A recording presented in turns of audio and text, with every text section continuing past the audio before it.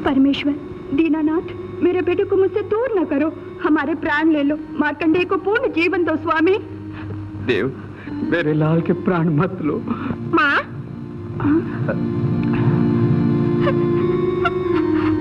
माँ, मेरे प्यारे बेटे, आओ आओ लाल। माँ, माँ, मुझे देखते ही सूर्योदय की सुंदर फूलों की भांति मुस्कुरा उठती हो, किंतु मेरे दाने पर तुम्हारी मुस्कान अकस्मात कहाँ खो जाती है?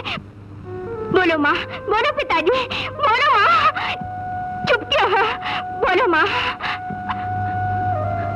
माँ, तुम्हारे मौन से मुझे ऐसा लगता है कहीं मैं ही इसका कारण तो नहीं। अगर मैं ही तुम्हारे कष्टों का कारण हूँ तो कहो ना, मैं क्या करूँ? बोलो ना माँ।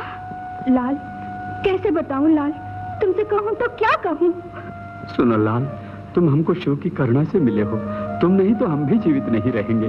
हम शिव से प्रार्थना करते हैं कि हम लोगों की जान ले लो, पर पुत्र को पूर्ण आयु दो। एक भयंकर रहस्य तुमसे अभी तक छुपाया हमने। केवल 16 वर्ष तक हमारे पास रहोगे, हमको ईश्वर वरदान दे चुके हैं। ये बात है, अर्थात ईश्वर ने मुझको सिर्फ 16 वर्ष की आयु दी है। आप लोग सदा परमेश्वर को पूछते हैं, पूजा का ये फल मिला है। मेरा पैदा होना ही व्यर्थ है। पुत्र का तो कर्तव्य होता है सेवा करना, ये मेरा कर्तव्य है। सेवा करने से पहले शिव क्यों मेरे प्राण लेकर मेरे अधिकार को छीनने पर तुले हैं? क्या अपराध मैंने किया है? नारायण नारायण। प्रणाम हो महर्षि। दीर्घायु हो, दीर्घायु हो। तुम्हारे आशीर्वाद के अनुसार मैं दीर्घायु होना चाहता हूँ, अपने लिए नहीं, अपने माता पिता के लिए। महर्षि, सर्वज्ञानी हो मुनि, भविष्य को जानते हो, तो फिर ईश्वर ने मेरे माता पिता को ऐसा कठोर दंड क्यों दिया? मैं बताता हूँ मार्कंडेय।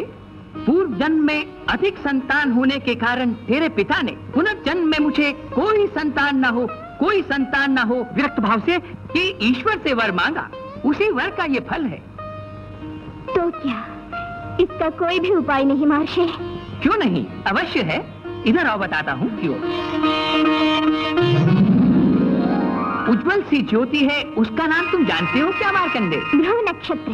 हाँ, ध्रुव एक नन्हा सा बच्चा ही तो था, परंतु दिव्य शक्ति और भक्ति से कठिन तपस्या करके भगवान को बुलाकर जीवन का जो उद्देश्य था वो सब भी पूरा कर दिया। भोले भाले बच्चों के लिए कोई काम कठिन नहीं मार्कंडेय। अगर ध्रुव के चरित्र का वर्णन तुम सुनोगे तो स्वयं मान जाओगे। तुम्हारे माता पिता जिस तरह दुखी हैं, उसी तरह संतान के बिना ध्रुव के माता पिता भी बहुत दुखी थे। उत्तानपाद महाराज की धर्मपत्नी सुनीति देवी ने अपने पति से दूसरा विवाह करने की प्रार्थना की।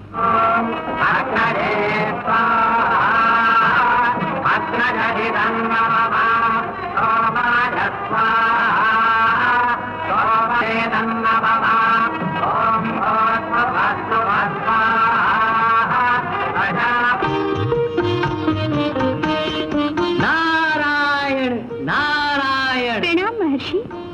बहन महर्षि को प्रणाम करो। शीघ्र में पुत्रवती भव। महाराज कहाँ हैं? वो विश्राम भवन में सोए हुए हैं महर्षि। नारायण। तुम जाओ।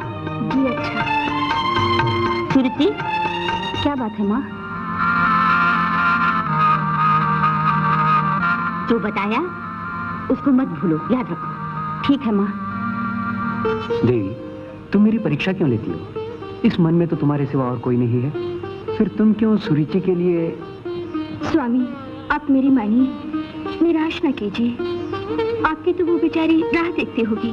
देवी, तुम भी चलो ना। भोले बच्चों की बातें छोड़िए, आइए।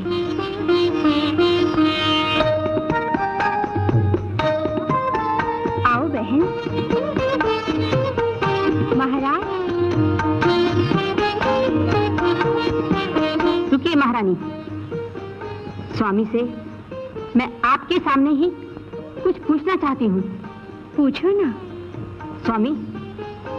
सुरुचि, क्या पूछना चाहती हो? पूछो। आप मान लेंगे ना? संदेह क्यों देवी, जो कुछ मांगोगी हम अवश्य देंगे तुमको। मैं जो कुछ चाहूंगी आप मुझको देंगे। मुझे वचन दीजिए। वचन देते हैं। वचन आप तोड़ेंगे तो नहीं? वचन भंग हमारी परंपरा के विरुद्ध है। कहो, जो कुछ चाहती हो हम देंगे तुमको। मांगो बहन। आप मुझे अपनी महारानी बनाएंगे। सुरुचि, महारानी सुनीति है, तुम नहीं। नहीं, सुरुचि है। महारानी सुनीति नहीं, मैं हूँ। सुरुचि, आवेश व्यर्थ है महाराज। आपकी वो विवाहित धर्मपत्नी है। मैं महारानी हूँ, मैं ही बनूंगी। आपने मुझे वचन दिया है महाराज। सुरुचि, सुनीति ने अपना पति तुम्हें सौंप दिया, जानती हो? क्या स्वार्थ में अंधी हो चुकी हो? स्वार्थी मैं नहीं हूँ महाराज, स्वार्थी सुनीति देवी है।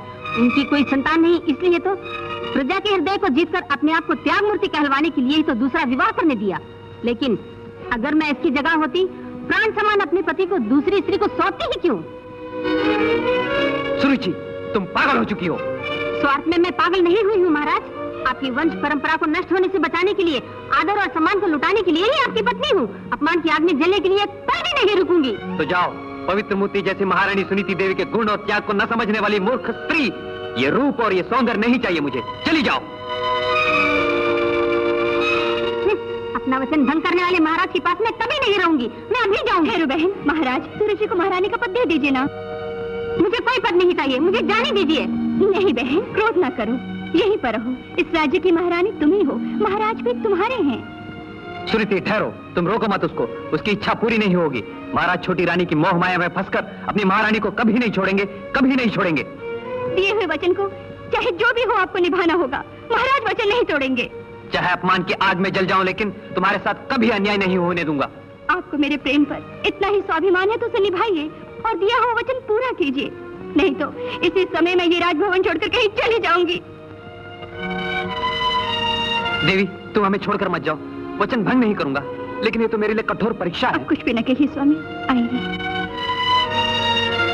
बहन, प्राणेश्वर को अब तुम्हें सौंपती हूँ।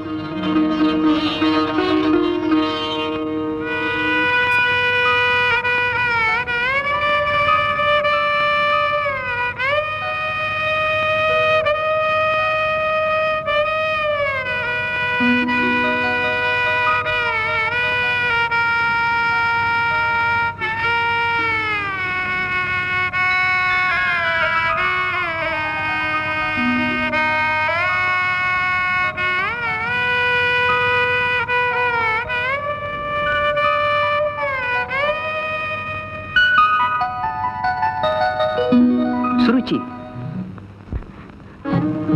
देवी, स्वामी,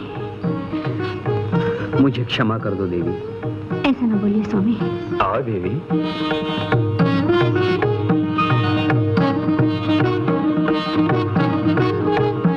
देवी, मैं तो तुम्हारा अपराधी हूँ। ऐसा न बोलिए स्वामी।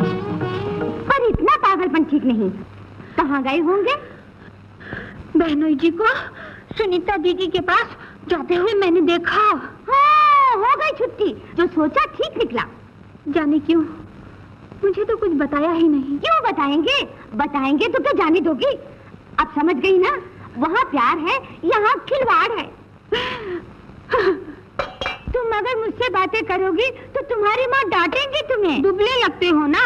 मेरी माँ ने मेरा विवाह दूसरे राजकुमार से तय कर दिया है। सुनो, तुम खूब खा के मोटे क्यों नहीं हो जाते? तुम जैसा बुरा ना मानो तो एक बात बताऊं तुम्हें। बोलो। तुम भोजन कम करके मुझ जैसी दुबली क्यों नहीं हो जाती? भोजन मुझसे तो कम नहीं होगा। सुनो, एक बात जानते हो सुकुमार? कौन सी बात? मेरी सुनीति दीदी को बच्चा पैदा होने वाला है। सच बात है? सुनीति दीदी को अभी तो 9 ही महीने हुए हैं। और एक और बात जानते हो सुकुमार? क्या बात? बहन सुरुचि को भी बच्चा पैदा होने वाला है। अच्छा। महाराज, महाराज, राजकुमार पैदा हुए हैं। राजकुमार पैदा हुए हैं? हमारा शुभ समाचार है। ले लो। राजकुमार पैदा हुए हैं। हाँ हाँ। ए बसंती, राजकुमार का जन्म हुआ है। हाँ? नारायण नारायण नारायण। प्रणाम मुनिवर। विजयी भव। राजकुमार का नामकरण महोत्सव भी आप मनाने वाले हैं ना? हाँ मुनिवर, वो नाम भी आप ही बताइए। मुझको ही नाम बताना होगा। अच्छा, कुमार का नाम ध्रुव ध्रुव कुमार होगा। ध्रुव कुमार, ध्रुव कुमार, ध्रुव कुमार, ध्रुव कुमार।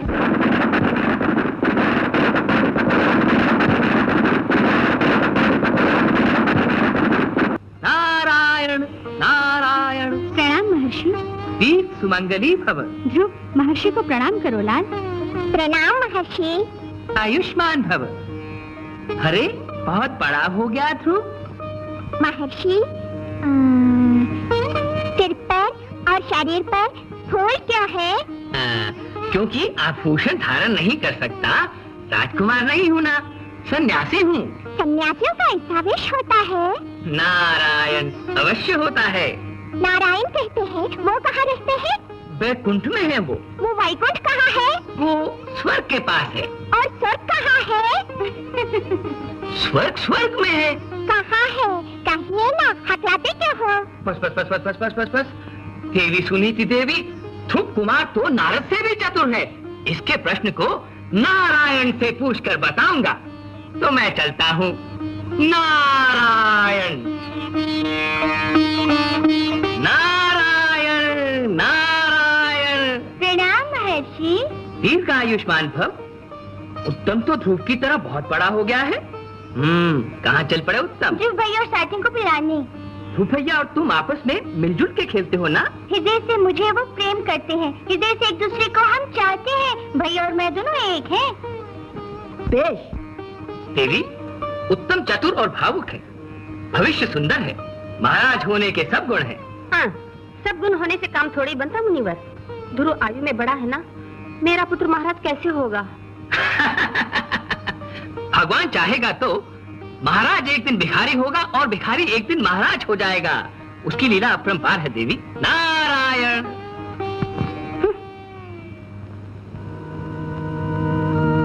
बस ध्रुव के साथ खेलने और मिलने के लिए उत्तम को कई बार मना कर चुकी हूँ। यही तो नहीं समझ पाती हूँ। जब देखो बड़ी माँ ध्रुव भैया ध्रुव भैया।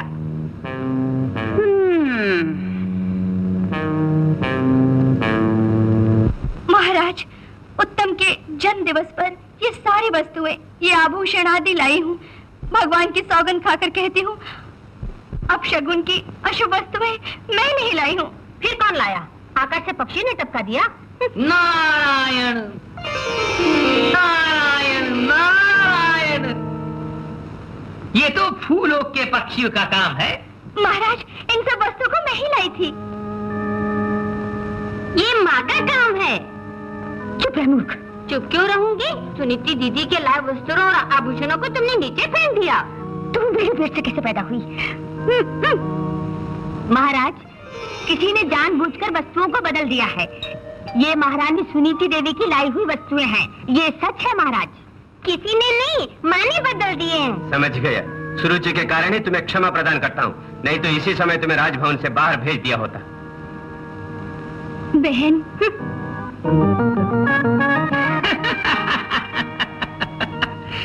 नारायण।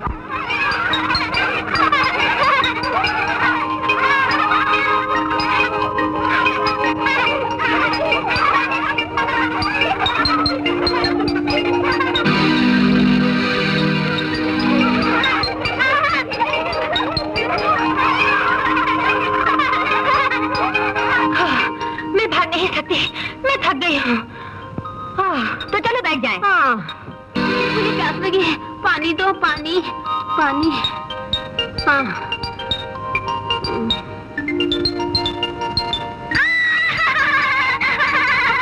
अब ये पट्टी मेरी आँख से बांधना। हाँ?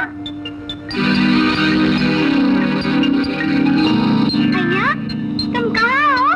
भैया, कहाँ हो?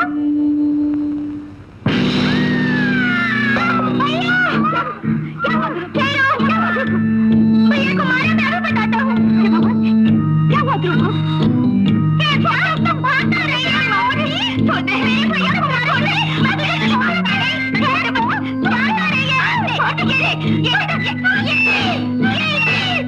महारानी, महारानी, महारानी, हाँ क्या हुआ? ओह, चोट कैसे लगी सर पे? इतना बड़ा घाव कैसे लगा? हाँ, सुनो मालिनी, तुरंत जाकर राजवैद्य को लेकर आओ। अच्छा महारानी। आंखें खोलो लाल, अपनी माँ को देखो। हाँ, मुझे मत मार। मुझे मत मार।